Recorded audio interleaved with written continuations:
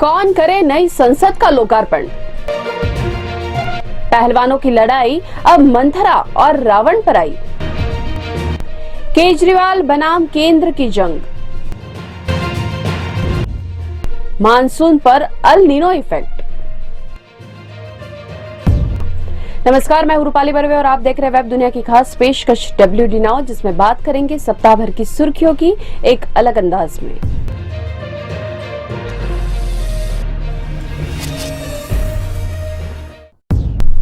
नए संसद भवन के लोकार्पण को लेकर भारत में बवाल मचा हुआ है। इस बात पर भी सवाल उठ रहे हैं कि उद्घाटन प्रधानमंत्री मोदी को करना चाहिए या फिर राष्ट्रपति को। करीब 20 दलों ने 28 मई को होने वाले कार्यक्रम का बहिष्कार करने का ऐलान किया है। वहीं एनडीए के अलावा बीजेपी, टीजीपी, जेडीएस आदि दल इस आयोजन को लेकर सरकार के पक्ष में खड़े दिखाई दे रहे हैं। बीजेपी प्रमुख नवीन पटनायक ने तो पिछले दिनों नीतीश कुमार से मुलाकात के दौरान स्पष्ट संकेत दिया था कि वे विपक्षी दलों के पाले में खुद को नहीं रखना चाहते। वहीं कांग्रेस की आपत्ति के बाद जेडीएस नेता कुमारस्वामी ने यहां तक कह दिया है कि वे कांग्रेस के गुलाम नहीं हैं। नए संसद भवन का लोकार्पण प्रधानमंत्री नरेंद्र मोदी करने जा रहे हैं, जबकि विपक्ष का कहना है कि यह काम राष्ट्रपति द्रौपदी मुर्मू को करना चाहिए। सत्ता पक्ष के लोगों ने विपक्षी दलों के रुख को देश का अपमान बताया है। वहीं विपक्षी अब भी अपनी मांग पर अड़ा हुआ है। कांग्रेस नेता राहुल गांधी ने कहा है कि नए संसद भवन का उद्घाटन राष्ट्रपति को ही करना चाहिए। कांग्रेस के वरिष्ठ नेता आनंद शर्मा ने कहा कि भारत दुनिया का पहला लोकतंत्र होगा जिससे अपना नया संसद भवन बनाने की जरूरत पड़ी। दुनिया के किसी भी लोकतंत्र ने अपने इतिहास में संसद भवन को नहीं बदला, जरूरत पड़ने पर उसकी मरम्मत जरूर करवाई। हमारी संसद विदेशी सांसदों की तुलना में अपेक्षाकृत कम उम्र की और बेहद मजबूत इमारत है। शर्मा का कहना है कि इससे भारत की आजादी का इतिहास भी जुड़ा है। विपक्ष इस पूरे घटनाक्रम को राष्ट्रपति के अपमान से भी जोड़ रहा है। विपक्ष की बात में इसलिए भी दम है क्योंकि राष्ट्रपति भारत का संवैधानिक प्रमुख होता है। संविधान के अनुच्छेद 79 के अनुसार संघ के लिए एक संसद होगी जो राष्ट्रपति और 2 सदनों से मिलकर बनेगी, जिनके नाम राज्यसभा और लोकसभा होंगे।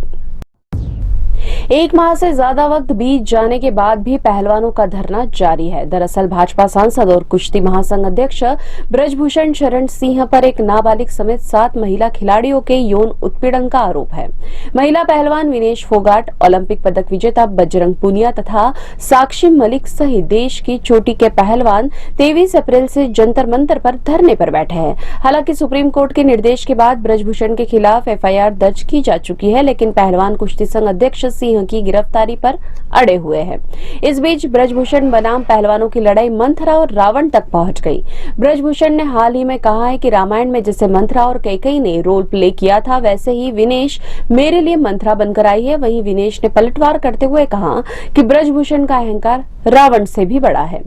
विनेश फोगाट ने कहा कि अगर भारतीय कुश्ती महासंघ प्रमुख ब्रजभूषण 28 मई को नए संसद भवन के उद्घाटन समारोह में शामिल होते हैं तो इससे देश में वर्तमान स्थिति को लेकर स्पष्ट संदेश जाएगा। उन्होंने कहा कि मुझे नहीं पता कि सरकार में अंदर क्या चल रहा है, लेकिन कोई उन्हें बचाने की कोशिश कर रहा है और यह सही नहीं है।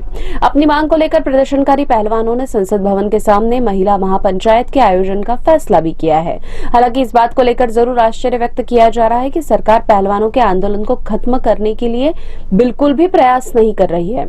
यह भी सही है कि इस तरह के आरोप किसी सामान्य व्यक्ति पर लगे होते तो उसे कभी गिरफ्तार कर लिया जाता। पहलवानों के रुख से एक बात तो तय है कि उन्हें ब्रजभूषण की गिरफ्तारी से कम कुछ भी मंजूर नहीं। सुप्रीम कोर्ट के फैसले के खिलाफ केंद्र सरकार द्वारा अध्यादेश लाने के बाद दिल्ली के मुख्यमंत्री अरविंद केजरीवाल ने मोदी सरकार के खिलाफ मोर्चा खोल दिया है। सुप्रीम कोर्ट ने पिछले दिनों एक फैसला दिया था जिसके तहत दिल्ली सरकार को अधिकारियों की पोस्टिंग और ट्रांसफर के अधिकार दिए गए थे, लेकिन इसके तत्काल बाद मोदी सरकार ने अध्यादेश लाकर एक बार फिर सभी अधिकार उपराज्यपाल को सौंप दिए। हालांकि सरकार ने अध्यादेश में यह स्पष्ट तौर पर नहीं कहा, लेकिन यह कहकर गेंद LG के पाले में डाल दी कि आखिरी फैसला उपराज्यपाल का ही होगा। इसके बाद केजरीवाल ने मुखर होकर सरकार का विरोध करना शुरू कर दिया है। उन्होंने पीएम मोदी को लिखे पत्र में कहा कि पिछले कुछ वर्षों में जिस तरह लोकतंत्र पर हमला हुआ है, गैर भाजपा सरकारों को गिराया जा रहा है, तोड़ा जा रहा है या काम नहीं करने दिया जा रहा है, ये न तो हमारे भारतवर्ष का विजन है और न ही सहकारी संघवाद। उन्होंने कहा कि प्रधानमंत्री जी, आप देश के पिता समान हैं। अगर देश के प्रधानमंत्री ही सुप्रीम कोर्ट के आदेशों को मानने से मना करते हैं तो लोग फिर न्याय के लिए कहां जाएंगे। विरोध स्वरूप केजरीवाल नीति आयोग की बैठक का भी बहिष्कार कर चुके हैं। हालांकि इस बात का फिलहाल तो कोई असर नजर नहीं आ रहा है कि दिल्ली सरकार और केंद्र के बीच जंग थम जाएगी। अप्रैल और मई माह में कम गर्मी और बीच बीच में बारिश और तेज हवाओं का दौर अच्छे मानसून का संकेत नहीं दे रहा। मार्च अप्रैल पूरे मध्य प्रदेश में 310% ज्यादा बारिश हुई है। स्काईमेट के अनुसार इस बार मानसून पर अल नीनो का खतरा मंडरा रहा है। इस कारण बारिश सामान्य से काफी कमजोर रह सकती है। देश को सूखा झेलना पड़ सकता है। फसलों पर भी इसका बुरा असर पड़ने की आशंका है।